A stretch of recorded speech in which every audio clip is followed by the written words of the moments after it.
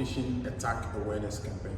Today you are going to learn about one of the common online attack, phishing attack. Alright, phishing attacks can come in various forms, such as deceptive emails, malicious websites, or even phone calls.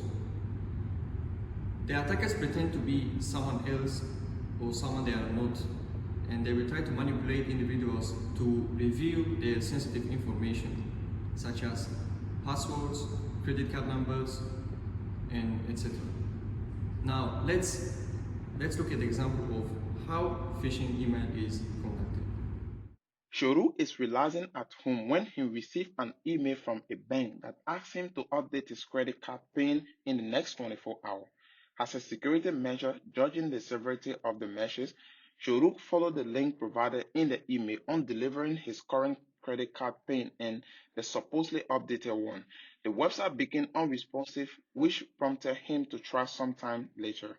However, after a couple of hours, he noticed a significant purchase from a random website on that same credit card, which he never authorized.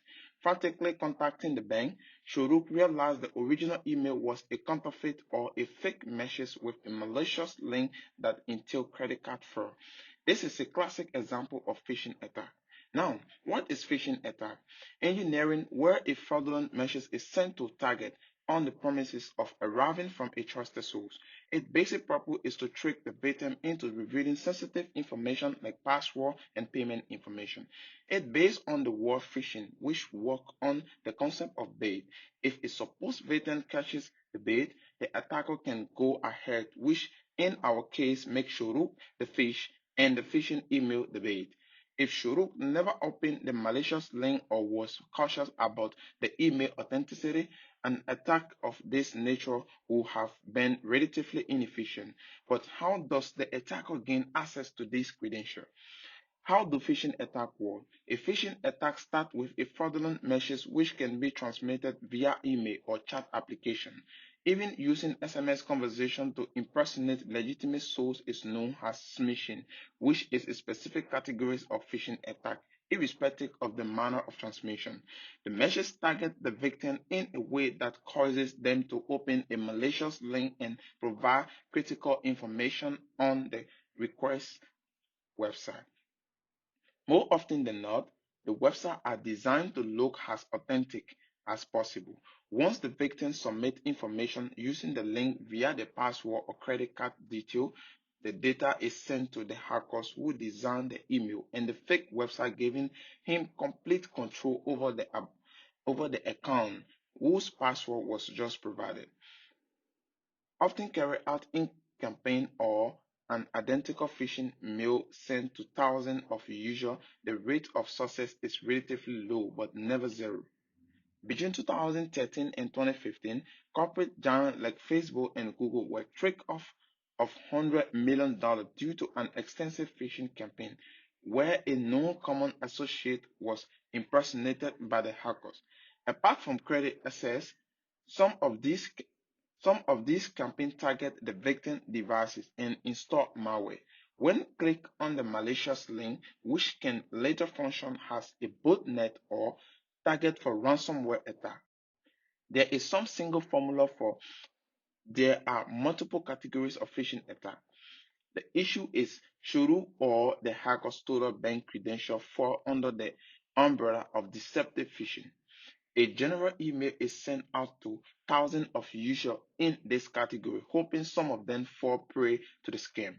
Spear phishing, on the other hand, is a bit customized version. The targets are researched before being sent an email. For example, if you never had a Netflix subscription, sending you an email that seems like the Netflix team sent it becomes pointless. This is a potential drawback of deceptive phishing technique. On the other hand, a simple screenshot of a Spotify playlist being shared on social media indicates a probable point of entry. The hacker can send counterfeit messages to the target user while implying the source of such messages being Spotify, tricking them into sharing private information since the hackers already know the target uses Spotify. The chances of victim taking the bait increase substantially for more important targets like CEOs and people with a fortune on their back. The research done in tenfold, which can be called a case of whaling, the hackers prepare and wait for the right moment to launch their phishing attack, often to steal industry secrets for rival companies or sell them off at a higher price. Apart from just email, forming focuses on fake websites that resemble their original counterpart as much as possible. The the prevailing method is to use domain name like Facebook with a single O or YouTube with no E. These are mistakes that people make when typing the full URL in the browser, loading them straight to the counterfeit web page, which can fool them into submitting private data. A few more complex methods exist to draft people onto fake websites like apps spoofing and DNS sketches. Poison, but they are rarely carried out due to time and resources constraints. Now that we know how phishing attacks work, let's look at ways to prevent. How to prevent phishing attack. Protecting ourselves from becoming victim. While the implication of a phishing attack can be extreme, protecting yourself against this is relative. Straightforward. Shuru could have saved himself from credit card fraud had he checked the link in the email for authenticity and that it redirected to a secure website that run on the HTTPS protocol. Even suspicious message shouldn't be. Entertain one must also refrain from entering private information on random website or pop-up window irrespective of how legitimate they seem.